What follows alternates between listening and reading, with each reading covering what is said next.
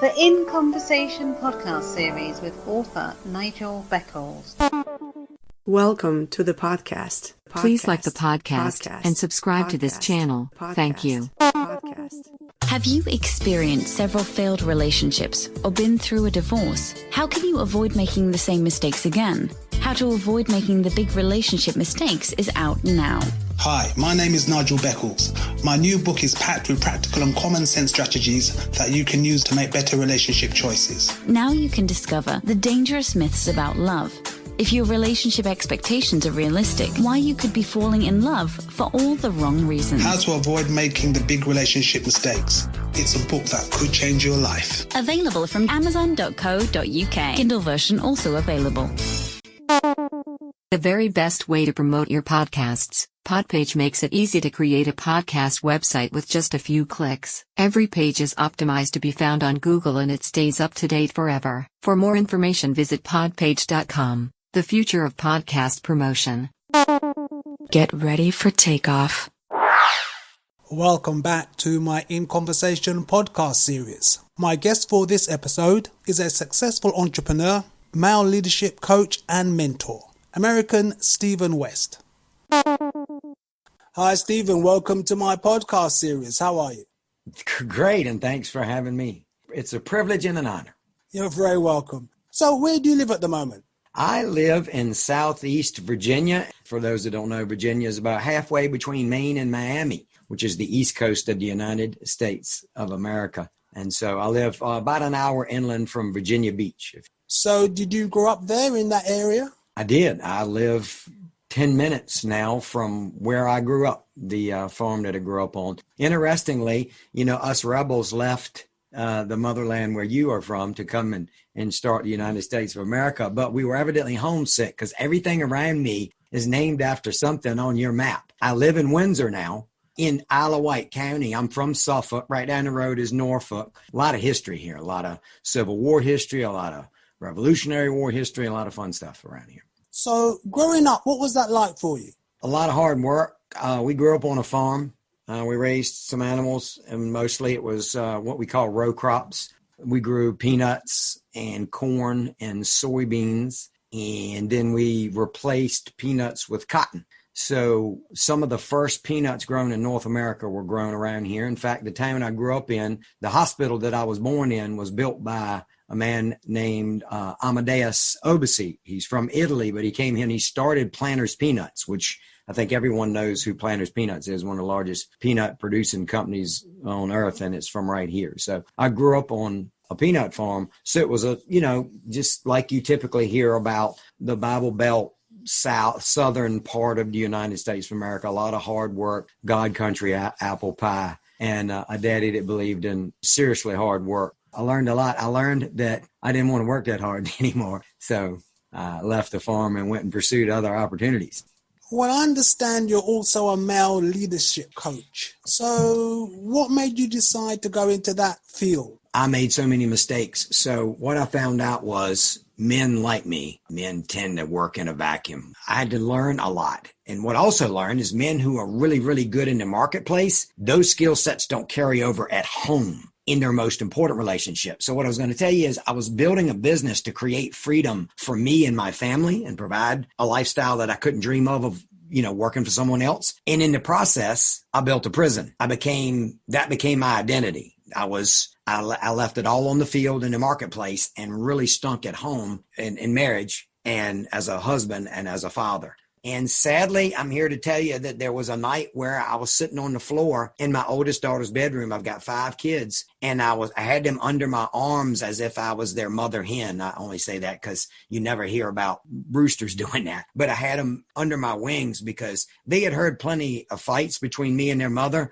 but not like the one they just heard. The amount of screaming, and it went from screaming to physical. It was a night where it was my defining moment where things changed. And I realized then that I was not living the life of my dreams. I was living a lot of other people's dreams. It had become my nightmare. And I put a stake in the ground that night night that I would change what I had done to fail as a husband and a father. And as I sought help, I found out there were a lot of men who had the same problem. And it was interesting as I was preparing my thoughts for this very interview is look at how many blockbuster movies there are. Two come to mind that I thought about that I like a lot that became very successful franchises. Terminator, that started with Arnold Schwarzenegger, and then The Matrix. And if you understand the premise behind these movies is human beings create machines to do the work for us, only to have the machines take over and put us to work, and then decide they don't need us at all and kill us. And there's nuclear war and we scorch the sky and all that. And you think, well, that's far-fetched. Not really, because men are kind of doing that when they create a system, a machine, a business that's supposed to provide for them. And that business, that machine, that system takes over. And we become slaves to that machine we made,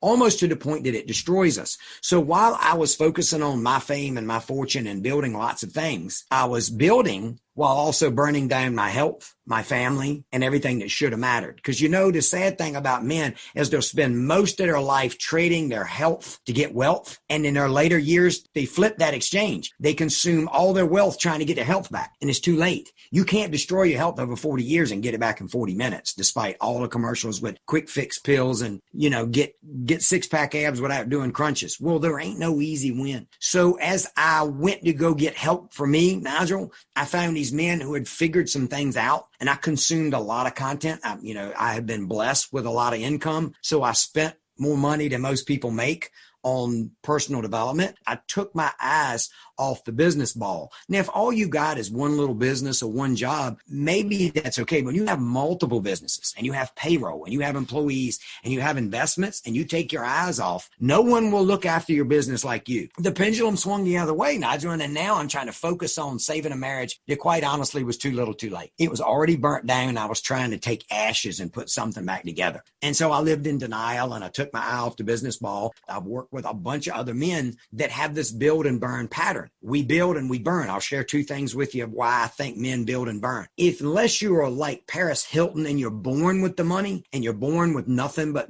a drive and a dream and an opportunity, scarcity drives a man. So he goes out and hustles so he can get his next meal. Hustling in this day and age will get you a certain level of success unless you're just completely nuts. And what happens is when you shift from scarcity to some prosperity, you can lose your drive. And you miss the drive you got when you were broke and just getting started, and you'll self-sabotage and burn from prosperity back to scarcity because it's what motivates you. Now, for me, I had a father that I was trying to please. And I'll be honest with you. I'm going to share this with you now, Josh. Like I said, I've become more transparent and vulnerable in my old age. Anybody gets anything from this, maybe I can help them. I'm 49 years old. My dad has been dead for 8 years. And subconsciously, I'm still trying to please a man that's no longer here. And what I learned from him, Nigel, was two things. Number one, you better work hard. And again, if you work hard, you make a certain amount of money. And he believed because he had worked hard his whole life and been moral and ethical and kept his nose clean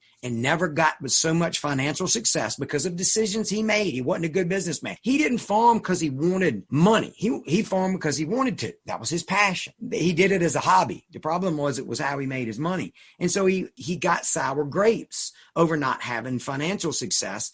And because he didn't care about financial success, but he told himself, and then he told me this countless times, son, the only difference between a good businessman and a crook is the good businessman ain't been caught yet. What's he saying? If I've lived a good life and I don't have much, then you can only be successful in business lying, cheating, stealing. And so a crook was just a good businessman that got caught. And a good businessman just figured out how not to get caught. So guess what subconsciously I'm doing, Nigel? I will work hard and make money, but if I keep too much, maybe daddy will think I'm a crook. I'm not having these conscious thoughts, but subconsciously I'm building and burning and building and burning. And I'm living off the adrenaline. I'm checking these things that I got that make daddy happy. Meanwhile, when you're 29 and you build and burn, that's fun. When you're 39, you build and burn. But once you get into your 40s, you get so tired of starting over, you don't know what to do.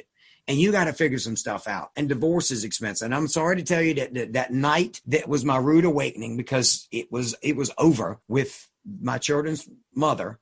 And they went through what they went through, and PTSD and all of that fun stuff, and mostly at the hands of me being a moron. And I started to put things in place. and found these other men that had the same struggles. I'm sorry to report that I didn't save that marriage. It couldn't be saved. But we got out of a toxic relationship. My kids are better. My ex-wife is remarried and they're doing well. I'm remarried to the wife of my dreams and we're doing well. And so I'm not campaigning for divorce, but sometimes men can spend a lot of effort trying to save a relationship that absolutely cannot be saved. Now, if you can save it, let's save it. If we can't, let's recognize that and let's part in better ways than I did. So I can help guys not make the same mistakes and not try to clean out the ditches on the both sides of the same road, is keeping it in the middle, in the paved area where they meant for us to drive our car. And so to all that to say this, again, it chose me. It's inevitable that I have to help other people because so many people have helped me.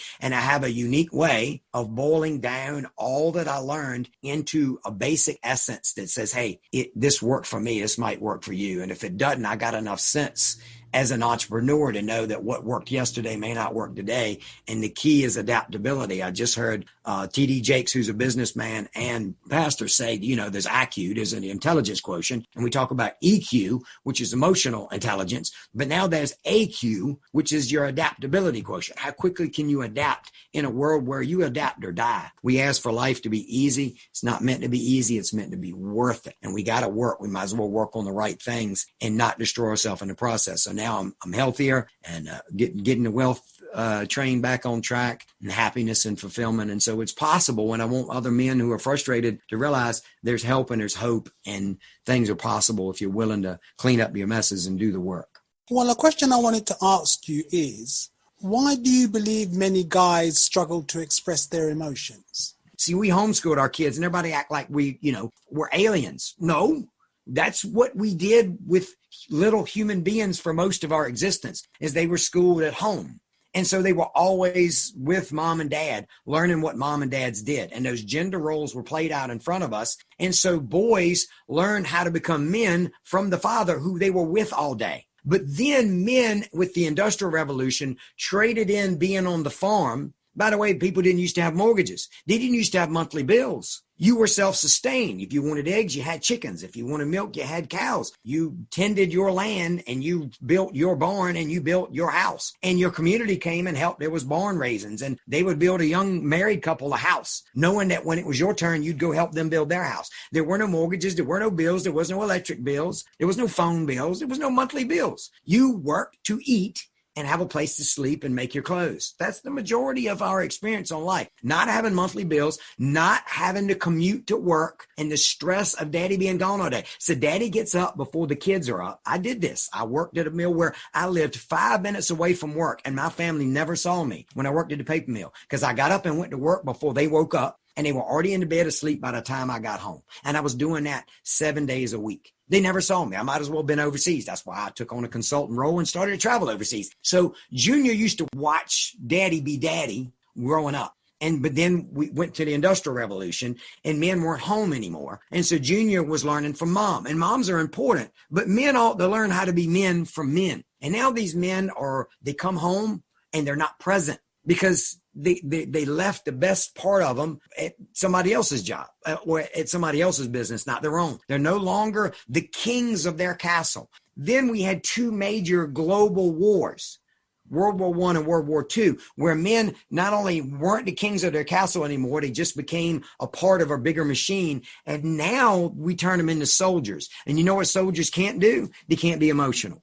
We were taught, suck it up, buttercup. Big boys don't cry. And you can't deal with your emotions, but we're emotional creatures. And when you can't process your emotion, you become like a pressure cooker that is steadily building pressure. And if you don't relieve that pressure, eventually the pressure cooker goes off. So men aren't learning how to be men, and we're not taught how to deal with our emotions. And so women are more emotional and they want vulnerability, want transparency, but we've been taught to be Mr. Macho and Mr. Tough. So one of the hardest things for me to come to grips with is that I could honor my father and be a man. He used to talk about being henpecked, meaning the rooster was not the rooster because the hen controlled him. And so you've got that programming that, hey, if I'm too tender and I'm too nice to my wife, my daddy will think I'm henpecked. He won't think I'm a man. And that's not what a woman wants from a man. Now, you need to be tough when it's going out in the marketplace or going out to hunt the buffalo. There's times to be tough, but that's in the marketplace. There's times to be tough because there's bullies out there. There's enemies out there, but your wife and kids aren't the enemy. And so men have to have an outlet to go hunt the buffalo, to go produce in the marketplace. But what makes them successful in the marketplace or as a soldier or as whatever is not going to work when wives and kids want a deep-rooted, intimate connection, and men just don't know how to do that. I told you the other day, women can meet, and for the first time, they're sharing intimate details about their lives. And men can have friends they've known for 40 years, and they don't even know their middle name, don't know anything about them, because men are just not good at connecting at a deep level until they've had their butts handed to them like I did through my own stupid decisions. And I went and found men who figured out how to be vulnerable, how to be tough and tender when the need required. And that's who I learned all this stuff from. I mean, I learned from my dad, but then I had to unlearn some of those things and get better at, okay, do I understand why I am the way I am and what can I do about it? And more importantly, can I help anybody else? So, Stephen, what other interests do you have? I like business. I like starting businesses. I like have multiple streams of income. Passionate about helping men develop multiple streams of income. Men were successful business owners, but they had traditional brick and mortar businesses that were basically ripped from them because of the shutdown of coronavirus. If you had a hair salon or a nail salon or a restaurant or some physical brick and mortar business that all of a sudden just you could not open because of government mandates, you still had bills, you still had cash flow, you still had your life. And so it don't take long till your cash flow is gone, and they didn't know how to pivot. Started a podcast called What I'm Teaching My Sons Now. Again, it's not just for men, though it's from a male perspective because there's unique male challenges, like I was telling you, but I have sons and I want them to know, and what I'm telling women is it's not just for men. It's not just for males, because women have to learn about men. They've got husbands, they've got fathers, they've got sons, they've got business partners, clients, associates, whatever. Women have to learn the unique challenges of men. So it's what I'm teaching my sons now. They happen to be 9 and 12. So if I'm teaching at a 9 and 12-year-old level, it should be pretty universal for anyone at where they are in their learning curve. And now implies a sense of urgency. And then I have a subtitle for it because I like alliteration and marketing. So what I'm teaching my sons now, making men, it implies an active role in men, not hoping they turn out, making men that master mindset, money, and messages that matter. Mindset determines so much in our life. So much of life is won and lost right up here. Money will make you or break you. Money is a key foundational element in our lives. Like the late, great Zig Ziglar said, money ain't everything, but I put it right up there with oxygen. And you're never so aware of how important it is until you don't have any. And then messages that matter, because there's so many messages that don't matter. We waste so much time on so much endless triviality. And that's a fancy term for marketing. And I think marketing, you don't have to be in business to market. If you're just out here trying to get a message out on a podcast, you're marketing. And to get that message out, you got to market the message. You got to market the messages that matter. So what am I interested in? I'm interested in taking that podcast and starting to use that as the trunk line, as the main street, as the baseline, that's to establish, well, I just said the baseline for here's the foundational truths I want to teach, and then finding out what the listeners, what the marketplace wants, and we can do spinoffs. We can have derivatives where we say, oh, you want to learn more about sales? I can help you with that. You want to learn more about marketing? You want to learn more about cash flow? You want to learn more about marriage? Whatever that is. And I may not be the expert, but because I'm the Reader's Digest version of everything and I've got the big picture, if I can't provide the cutting edge resources myself, I will connect you with those because of the networks that I've built, because of the businessmen that I've connected with and we've helped each other. I can get you access to some of the best and the brightest at whatever it is. And so it's being that concierge of male entrepreneur issues. I can either help you, I can find somebody that can help you, and we can put all this under one roof. And it starts with the message of that podcast. So thank you for asking. So, Stephen, how can people contact you? Stephen with a PH, M as in Mary West, Stephen M. West. That's my name. West as in the opposite of East. So STEPHEN M as in Mary West.com. That's a website where you can learn more about me, get in touch with me, or you can just email me at Stephen with a PH at StephenMWest.com. Okay, Stephen, in the USA, thank you very much for your time. Thank you. I appreciate it, Nigel. It's been a blast.